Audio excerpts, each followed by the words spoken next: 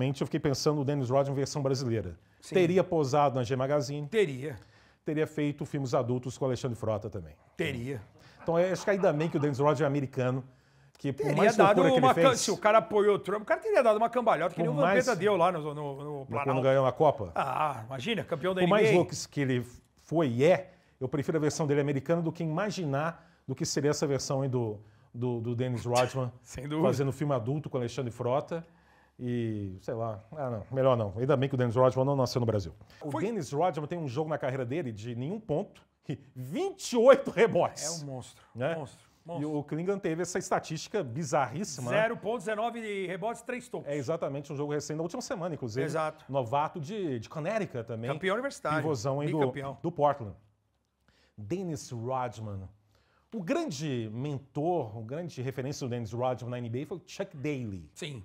Né? Que é o técnico do Dream Foi Team o pai de que ele Barcelona. não teve, né? Porque o pai abandonou ele cedo e tal. É, exatamente. Foi morar nas Filipinas. Ele teve muitos problemas com a mãe também, né? Também. A briga danada, a confusão. Inclusive, foram até no programa do Ratinho, inclusive, os dois. Sim. Mas o Dennis Rodman com o Chuck Daly, essa questão dele... Porque já fizemos jogos clássicos dele, até no Amazon Prime, no Sim. Prime Video. E o Dennis Rodman, de início de carreira, era um outro perfil de jogador, né? Tem um jogo que a gente fez contra Boston, que o Dennis Rodman puxa o contragolpe com uma velocidade inacreditável, né? Sim. Era uma gazela em quadra, era lépido, era ligeiro. Mas o Chuck Daly indicou para ele essa mentalidade de se tornar um especialista numa área fundamental do jogo, que era o rebote, né?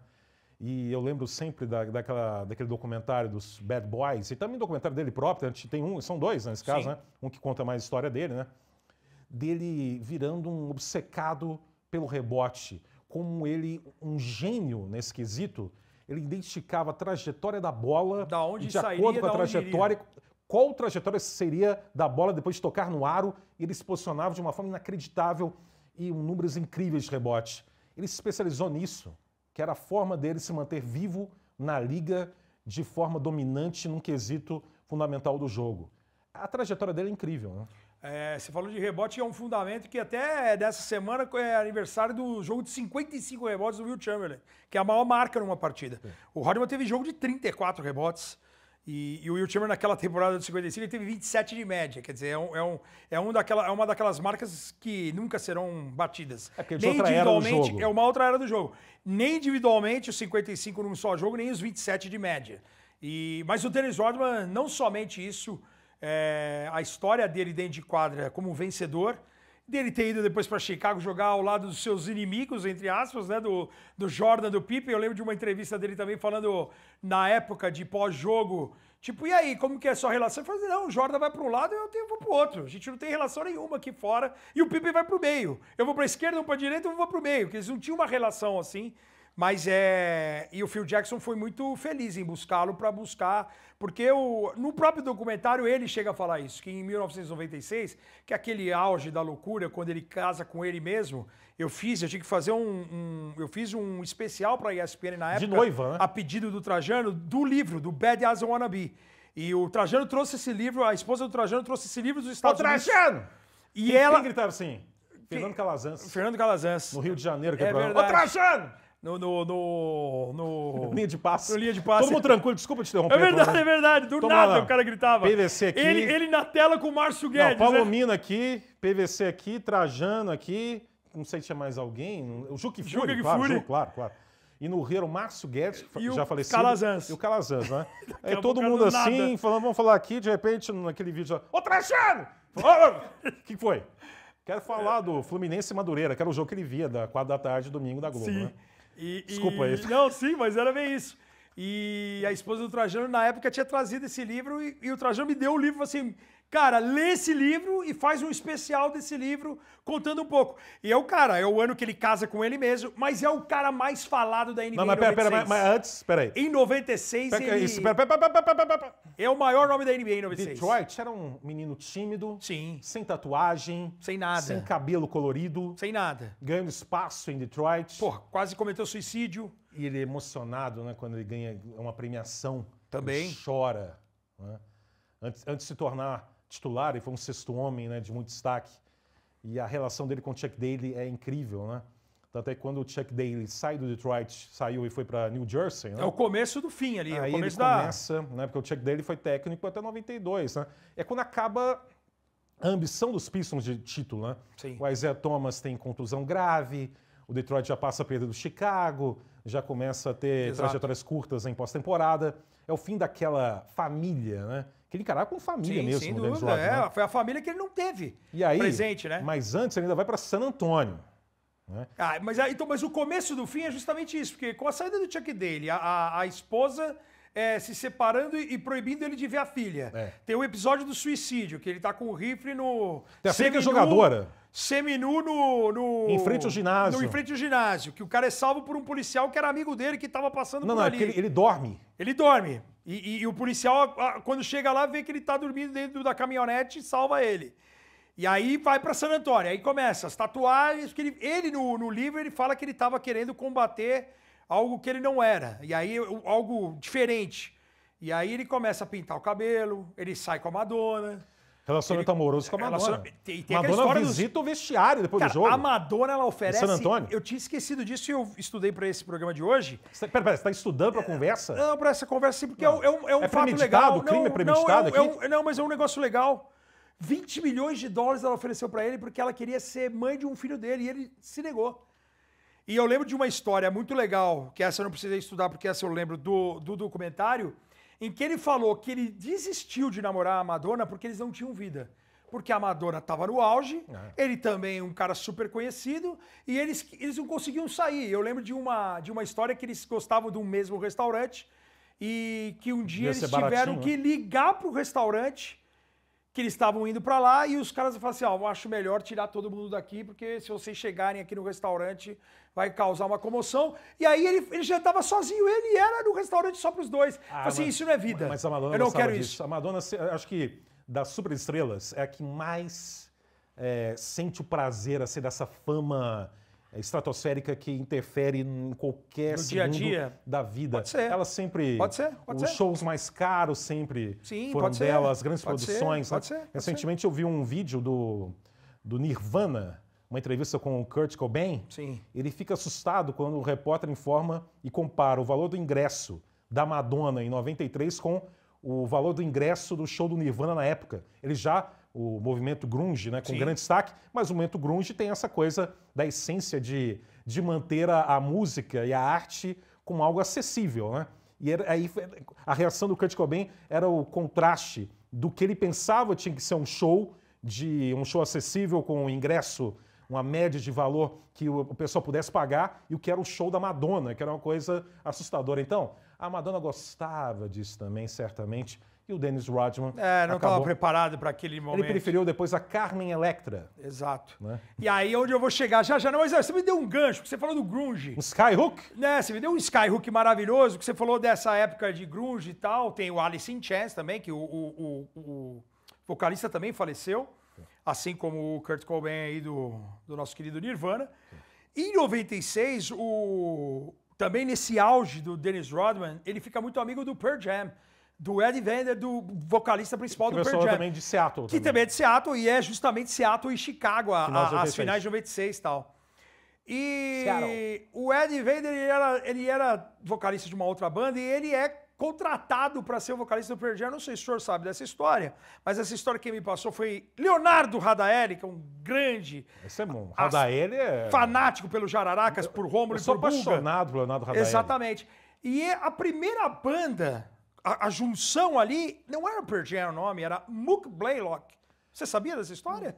Eu já ouvi isso mesmo. E Mook Blaylock. Outro nome que quando a gente estava falando de grandes nomes, é um que eu pensei em falar e não falei. Mook Blaylock, o grande armador. O Mook Blaylock, para quem não se lembra, ele foi um armador draftado no início dos anos 90 ali pelo New Jersey Nets, depois Atlanta Hawks. E ele, o Ed Vedder, quando ele chega para se juntar com os caras que virariam ser o Pearl Jam, eles põem o nome temporário de Mook Blaylock. Eles adoraram o nome, Mook Blaylock. É um ótimo nome. E o grande disco que estoura, o Ten, que tem Black, que tem as principais músicas do Pearl Jam, Ten. Por quê? Porque ele usava a camisa 10, o Mook Blaylock. E eles fazem um show de abertura no Alice in Chains em 90 como o Mook Blaylock. Quando eles assinam contrato, ele se torna um Pearl Jam. Então, quer dizer, imagina um jogador, o Mook Blaylock, para quem não viu, pode procurar aí, vai ser muito legal. Armador. Grande armador, especialista em defesa, seleção de defesa, 2 vezes All-Star, já que a gente está falando de All-Star Game, de Dennis Rodman em All-Star. Então, essa é o primeiro gancho. O segundo gancho, eu vou ser obrigado, a gente fala muito de dinastia, de duplas, de Big Three. E esse Big Three aqui do SOS Malibu? Não jogaram juntas, tá? Mas Erika Eleniak, Pamela Anderson e Carmen Electra. A Erika Eleniak, se o senhor não se lembra, ela é uma loira maravilhosa que deu um beijinho no ET. Ela criança, ela fez o ET. Mas depois ela foi para um outro patamar e saiu na Playboy americana. Eu lembro de ter visto, eu garoto, ali, garoto não, com seus 20 anos de idade, 21 por aí, recebi fotos da nossa querida Erika Eleniak. Porque assim, a Playboy americana, ela foi capa. Só que aqui a Playboy no Brasil, ela usava algumas aqueles posters do meio maravilhosos. Vinha às vezes as estrangeiras desses posters para completar. Não era só a menina da capa. Claro, Você tinha que ter pelo menos uma segunda pessoa nua, uma terceira, quem sabe. Totalmente nua. E a Erika Eleniak, ela fez a primeira parte do SOS Malibu. Aí eu estudei porque é uma informação muito importante. Não, eu estudei o SOS Malibu. Pamela Anderson. Então, na ordem foi Erika Eleniak, sai, você então a Pamela Anderson sai e a Carmen Electra fica um ano porque só. Porque a Pamela Anderson, a primeira imagem, claro que é do SOS Malibu, mas também do filme Borat, que ele tinha uma grande obsessão, raptar a Pamela Anderson. Essa é a sua primeira lembrança da Pamela Anderson? Seja sincero. Não, porque eu lembrei agora. A primeira lembrança é ela Malibu. É ela com o vídeo com o Tommy Lee, né? Não, sim. Aquele vídeo perverso. Um vazamento de vídeos gigantescos. Né? Que absurdo. Mas o Borat coloca ela dentro de um saco para levar pro país dele. É mesmo? Já viu esse filme? Não. Sabe quando eu tô falando Borat, né? Sei quem é. Então, não sabia. Ele é apaixonado. Mas o Big Three, o senhor tem mais olhos para as loiras ou para as morenas? Sem fugir do tema. Só você que me coloca enrolada? Não. Dona Fabiana não assiste, Jararacas. O que você prefere? Erika Eleniak, Pamela Anderson ou Carmen Electra? Qual que é mais o teu estilo? Meu estilo? É. Meu estilo? Seu estilo é Fabiana Mendonça. Deixa eu completar aqui, né? Olha, tá vendo?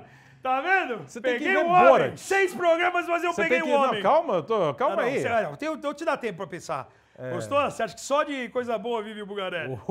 Essa é pro Primeiro, eu imagino que você tem uma coleção dessas revistas. Não, aí, eu já tive. Meu pai assinou o Playboy há muito tempo pra nós. Não deve estar em uma condição muito boa, né? Não. Eu vendi. Tá meio, eu fui muito no centro da cidade as pra páginas desovar. Devem estar meio... Não, isso não.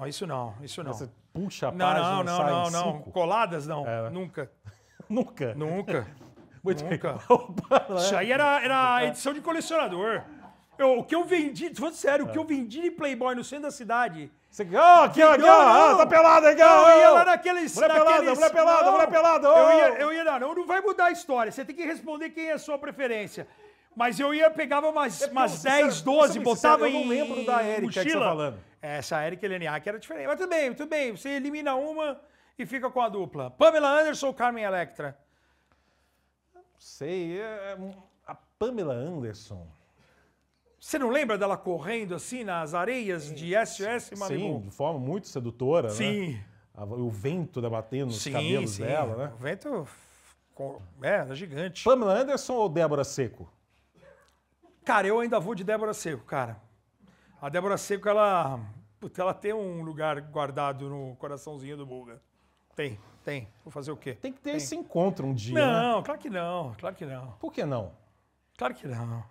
Vai ter esse encontro, sim. Pode ser que tenha. Não, só um encontro. Sim, lógico. Com muito respeito, Sabe lógico. como vai, gente? Eu vou fazer esse encontro. Você vai já fazer. sei até como fazer. Exato. Sabe quem eu conheço que conhece a Débora Seco? Quem? O Magno Navarro. Sem dúvida. Magno Navarro, parceiraço. Então, ele vai fazer esse contato com você. Quanto à pergunta, eu acho assim, eu gosto do nome Carmen Electra. Sim. Que é um nome, parece que de uma senhora. Dona Carmen. Sim. No Rio Grande do Sul é famosa, né? Que tem a tia Carmen. Sim, a tia Carmen. Essa aí o Rio Grande do Sul bomba, tia Carmen. Carmen Electra! É um nome fortíssimo, então. Vai de Carmen Electra. Vai para Carmen Electra. Parabéns. Quem tabulou. Eu vou de Carmen Electra entre as três amoroso. também. Eu acho que ela ficou uma temporada só no SOS Malibu. Por quê? O que aconteceu? Não sei o motivo, mas é... E é nessa época também que ela casa. Porque a Amadora não casou. Mas ela casou com o Dennis Rodman e ficou poucos meses casada. Claro, né? Mitchell Enes, olha pra onde foi a Mitchell Enes BR, sensacional, de Rodman para a SOS Malibu. Eu pensei que Pearl Jam e Mookie Blaylock. Nirvana, Alice in Chains, Madonna. Eu pensei que você ia falar, pode falar também do ditador da Coreia do Norte, grande amigo do Dennis Rodman. Também, ele apoiava o Trump. O Dennis Rodman também sempre apoiou o Trump. Não, aí tem outros também atletas, mas o cara ser amigo pessoal do ditador da Coreia do Norte é um caso específico, né? Sem dúvida. Levando ex-jogadores para jogar lá no ginásio, meio que até meio abandonado, mas com o ditador acompanhando. Cenas inacreditáveis, o Dennis Rodman. Esse tem história. Né? E a filha dele, a última semana teve um jogo do atual, Atlanta. a mais nova, a Trinity, ela é titular da seleção americana, que foi Joga campeã muito. olímpica e jogou titular contra o Brasil agora em Paris. Foi jogadora do último Mundial. Na final, no ouro. E no ouro. Do time Fez americano. 3 gols na última Olimpíada. Última semana teve em Atlanta um jogo que reuniram ex-jogadores do Chicago.